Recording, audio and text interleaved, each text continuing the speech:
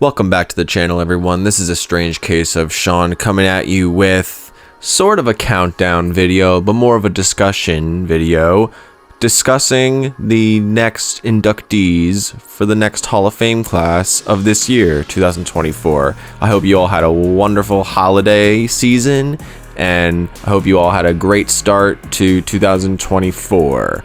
And in this video, we're going to talk about 5 superstars that I believe deserve to be in the WWE Hall of Fame.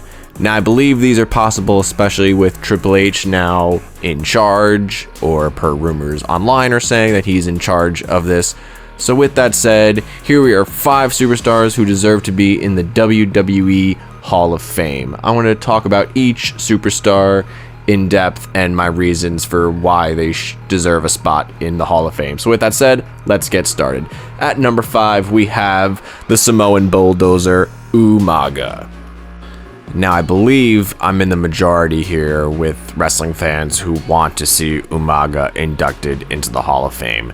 I mean, when he was in his prime, he was running through all superstars in WWE, including John Cena, Kane, and others, and he was just one of the monsters terrorizing WWE.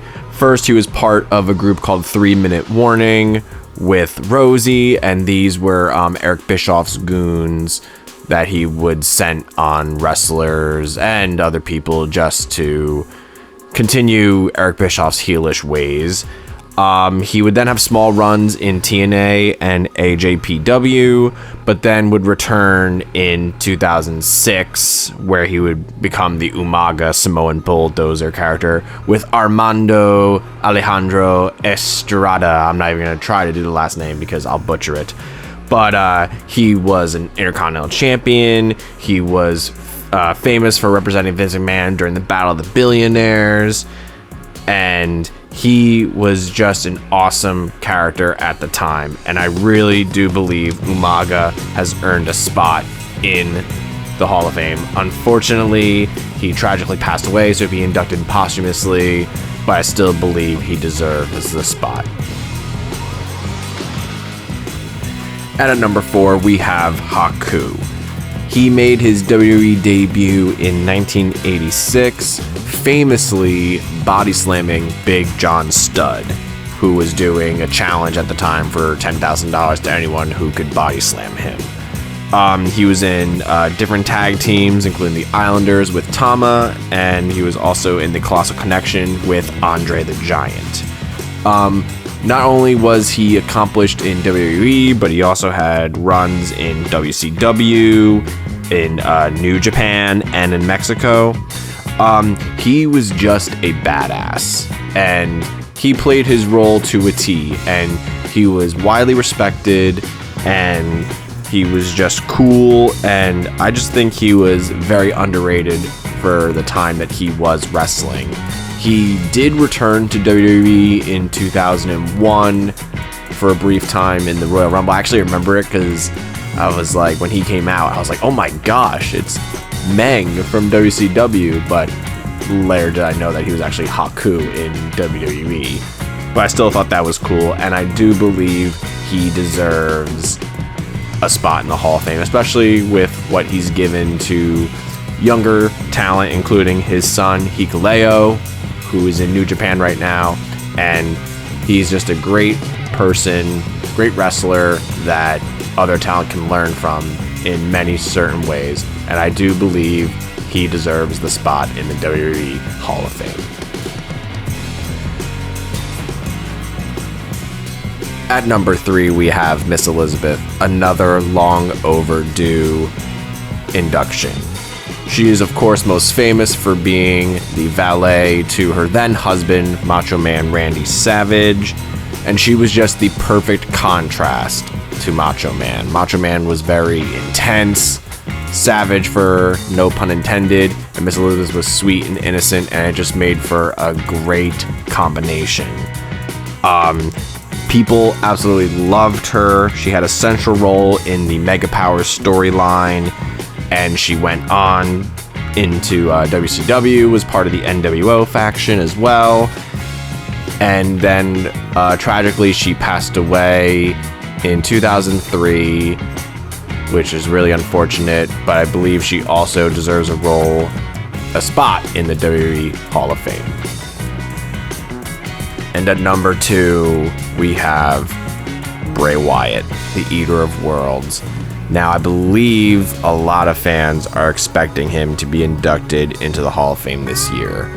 I'm unsure if WWE will do that or not, due to how recent his passing is.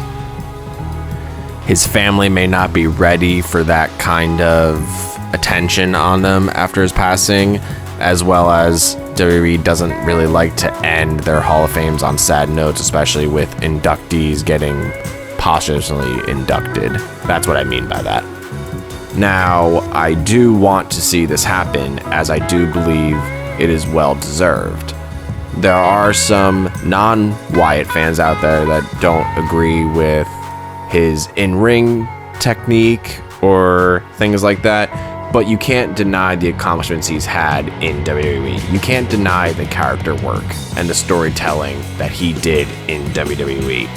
I mean, this guy went from somebody just in the Nexus group to then creating one of the most awesome characters we've ever seen. First with the Cult and the Wyatt family, then he went to the Firefly Funhouse and the Fiend character, then he was released and then had just returned with this whole new version of Wyatt we were going to see. Almost like a half Wyndham, half Wyatt thing. I was really excited for it, but unfortunately we won't see that play out due to his tragic passing last year.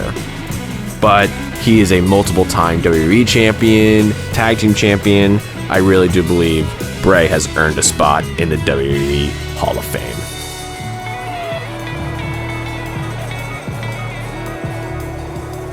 And of course we have at number 1, William Regal. He may not be a headliner of the Hall of Fame, but it is a spot that's well deserved. And now that he is back working backstage in WWE after leaving AEW, I do believe his induction is possible this year. I mean, he is one of the most accomplished wrestlers that I think not too many people think about. He is wildly entertaining, and he's done so much for this business. There are many wrestlers on the current rosters of both major companies, WWE and AEW, and I'm sure there's other wrestlers out there in other companies internationally that have learned something from William Regal. The wrestling business as a whole is better because of William Regal. He's been WCW TV champ, he's been WWE Intercontinental Champion, Hardcore Champion, European Champion. He's held every championship practically except for the World Heavyweight Championship. You could say that he's one of the greatest not to be World Heavyweight Champion. He was also general manager of NXT, and he also managed the Blackpool Combat Club in AEW. William Regal has done a lot in this business. He is revolutionary, and his impact on the business has been felt across the board. And like I said, one of the most wild and entertaining superstars ever. I can remember his skits with Tajiri when he was his assistant backstage when he was general manager, I believe, of SmackDown, or maybe he was commissioner, sorry. But wildly entertaining, and like I said, well deserved. Let me know in the comments below if you agree with my picks, and also let me know who you think should be inducted into the WWE Hall of Fame this year. And here's a little recap of my choices.